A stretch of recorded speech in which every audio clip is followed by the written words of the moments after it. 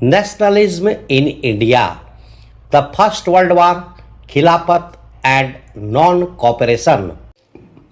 What was the economic condition of India after First World War? How did it impact on nationalism in India? Answer. Economic condition of India after World War I. Expenditure and taxes. During the First World War 1914-1918, huge expenditure occurred on defense. Due to this, war loans were taken on the name of war, which was to be repaid by the citizens of India.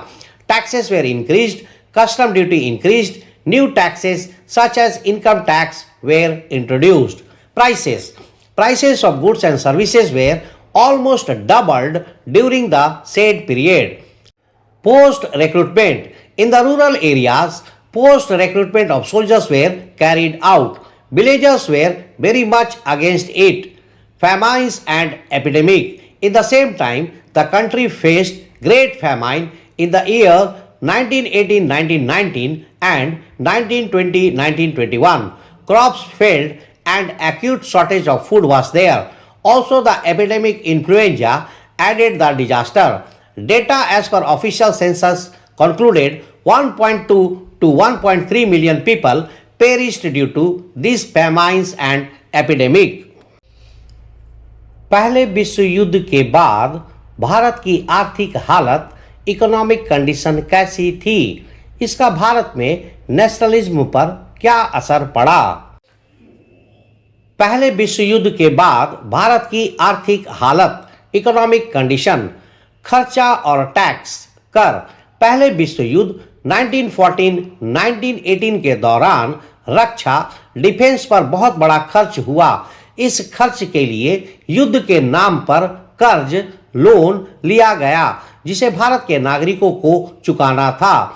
Tax बढ़ा दिए गए, custom duty, सीमा शुल्क बढ़ा दी गई और आयकर, income tax जैसे नए कानून शुरू किए गए। दाम, कीमतें। इस दौरान चीजों और सेवाओं के दाम, prices of goods and services लगभग दोगुने हो गए थे। इससे भारतीयों को बहुत परेशानी का सामना करना पड़ा। जबरदस्ती भर्ती। ग्रामीण इलाकों में सैनिकों की जबरदस्ती भर्ती, पोस्ट रिक्रूटमेंट ऑफ सोल्जर्स की गई। गांव वाले इसके सख्त खिलाफ थे।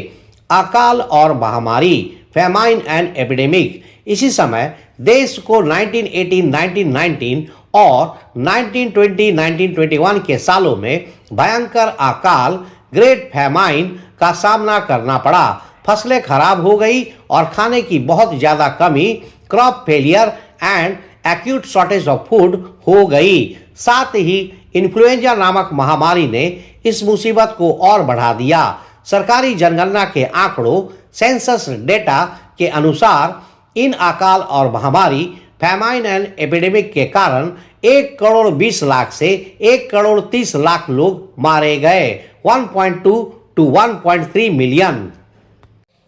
Impact on nationalism in India. Because of all this, people were suffering from extreme hardship. They were having anger and grievances against British government. Due to above reasons, people were having shared extreme hardship, common suffering and repressions, common views and feelings against the colonial rule of British. This helped in bringing a common platform among them against the British.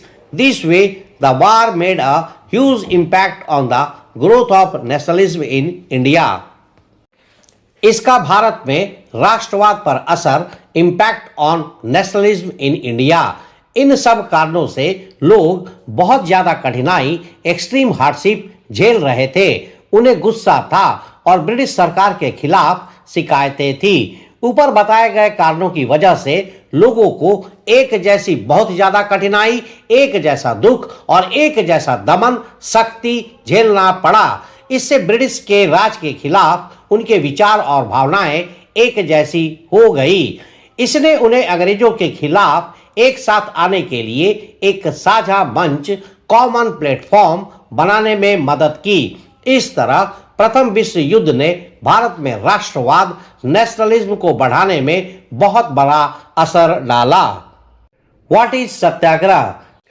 Satyagraha means सत्य, truth plus आग्रह। request.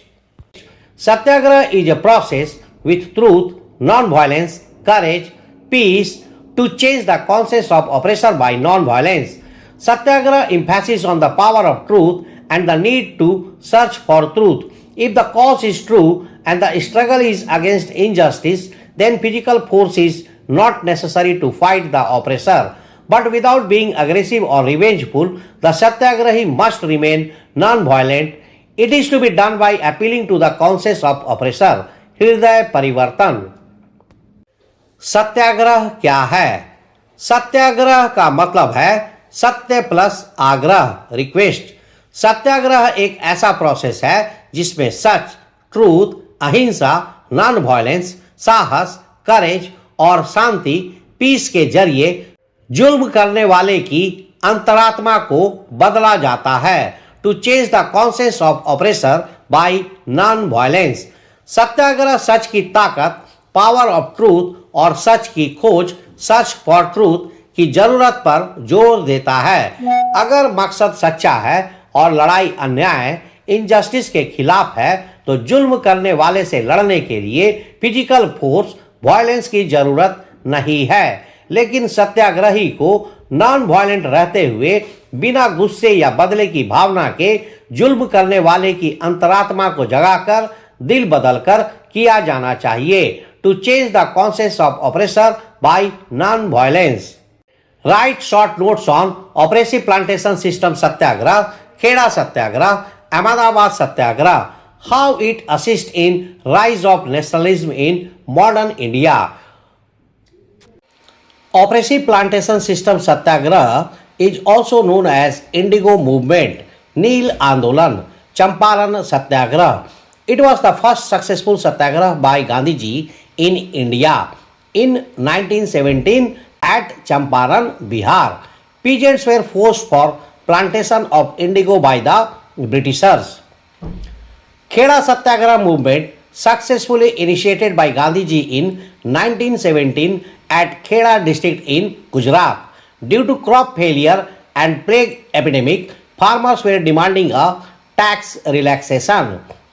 Ahmedabad Satyagraha movement successfully initiated by Gandhiji in 1918 at cotton mill in Ahmedabad. The mill workers were demanding for increase in wages and reforms in the working condition. Write short notes on Oppressive Plantation System Satyagraha, Kheda Satyagraha, Ahmedabad Satyagraha. How it assists in rise of nationalism in modern India. Oppressive plantation system satyagraha को नील आंदोलन या चंपारण सत्याग्रह के नाम से भी जाना जाता है. यह भारत में गांधी जी द्वारा किया गया पहला सफल सत्याग्रह था जो 1917 में बिहार के चंपारण में हुआ था. इसमें किसानों को अंग्रेजों द्वारा नील की खेती करने के लिए मजबूर किया जाता था. Post plantation. खेड़ा सत्याग्रह आंदोलन 1917 में गुजरात के खेड़ा जिले में गांधी जी द्वारा सफलतापूर्वक शुरू किया गया था.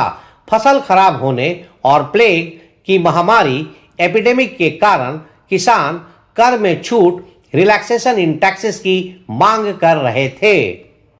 अहमदाबाद सत्याग्रह आंदोलन गांधी जी द्वारा 1918 में अहमदाबाद की सूती मिल, कॉटन मिल में सफलतापूर्वक शुरू किया गया था. मिल मजदूर वेतन में वृद्धि और काम करने की स्थिति में सुधार की मांग कर रहे थे. मिल workers demanding for increase in wages and reforms in the working conditions. How it assists in rise of nationalism in modern India. In the Satyagraha movement, people came together for their common cause and interest. They shared the experience of extreme hardship, common suffering and oppression, leading to shared anger and common view and feelings against the British rule. This powerful mechanism helped in uniting them and bringing them together on a common platform, thereby significantly assisting in the rise of nationalism across India. Assistance in the rise of nationalism in modern India. सत्याग्रह आंदोलन में लोग अपने साझा उद्देश्य और हित common cause and interest के लिए एक साथ आए।